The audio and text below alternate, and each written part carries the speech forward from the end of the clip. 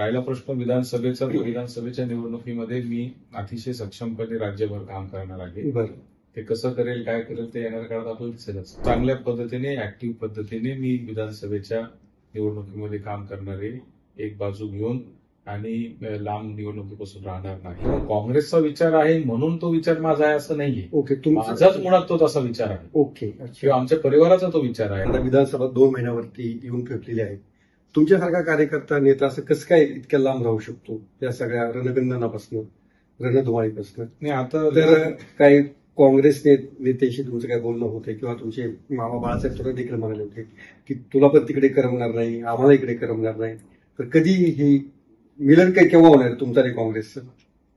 नाही, काँग्रेसचं मिलन म्हणजे असं मिलन किंवा असा प्रकार नाहीये. तो तांत्रिक मुद्दा होता. त्यांनी मला पक्ष निलंबित केलेला असल्यामुळे आता पक्ष काय भूमिका घेत असतो हे तर काही मी सांगू शकत नाही. बरं. राहिला प्रश्न विधानसभेचा, तर विधानसभेच्या निवडणुकीमध्ये मी अतिशय सक्षमपणे राज्यभर काम करणार आहे. बरं. ते कसं करेल, काय करेल ते येणाऱ्या काळात आपल्याला दिसेलच.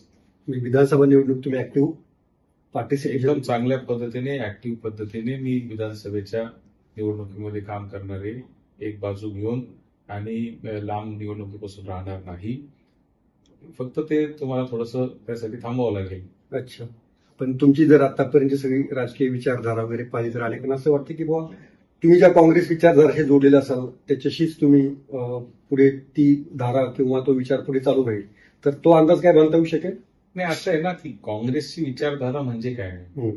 काँग्रेसची विचारधारा म्हणजे या देशाची विचारधारा, आयडिया ऑफ इंडिया ज्याला आपण म्हणतो. सगळ्या जाती धर्माच्या लोकांना सोबत घेऊन जाणे, श्रीमंत असो, सामान्य माणूस असो, सगळ्यांना एकसारखी वागणूक मिळणे, समानता, बंधुता याचे हे करणे, संविधानावर विश्वास ठेवणे, या सगळ्या तत्वांवर माझा विश्वास आहेच. ओके, त्याच्यामुळे काँग्रेसचा विचार आहे म्हणून तो विचार माझा आहे असं नाहीये. ओके, माझाच मुळात तो तसा विचार आहे. ओके, किंवा आमच्या परिवाराचा तो विचार आहे. आम्ही शाहू फुले आंबेडकरांच्या विचारावर चालणारे लोक आहे. त्यामुळं तो विचारच आमच्या मनामध्ये आणि रक्तामध्ये भिनलेला आहे. ओके, पण जर इतकं विचार तुमच्या रक्तात जर भिनलेला आहे तर नक्की कुठे, मला वाटतं तुम्हाला एक पाऊल पुढे असं वाटत नाही की नाही ठीक आहे, ज्या पक्षाबरोबर ज्या विचारधारा तुमची जुळते असं समजा, तुमची विचारधारा जुळते आहे तर तुम्ही एक पाऊल पुढे येणार आहात?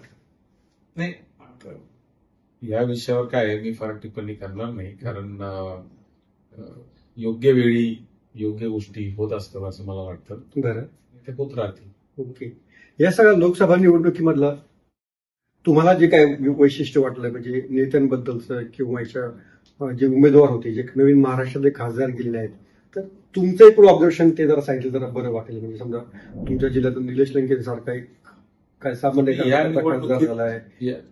या निवडणुकीत मला असं वाटतं की 2-3 गोष्टी झाल्या. एक म्हणजे की लोकांनी निवडणूक हातात घेतली होती. बरं.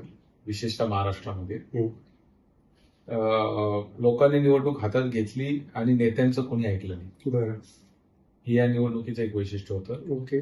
दुसरी वैशिष्ट्य असं होतं की 14 आणि 19 मध्ये मोदींकडे बघून लोकांनी मतदान केलं होतं. त्यावेळेस उमेदवार कोणी पाहिलं नव्हतं. बरं. यावेळेस उमेदवारांच्या मेरिटवर आणि डिसमेरिटवर चर्चा होत होती. ओके. हा एक दुसरा त्यातला महत्वाचा भाग आहे. तिसरा महत्वाची गोष्ट म्हणजे की जे लोक थोडेसे राजकारणामध्ये विचित्रपणे वागले सत्तेवर गेल्यानंतर किंवा निवडून आल्यानंतर, अशा लोकांनी खड्यासारखं बाजूला ठेवलेलं या निवडणुकीमध्ये दिसत आहे. आणि म्हणून मला असं वाटतं की ही निवडणूक एक फार सगळ्या राजकीय लोकांना विचार करायला लावणारी निवडणूक आहे. ओके, असं म्हणलं तर चुकीचं ठरणार नाही.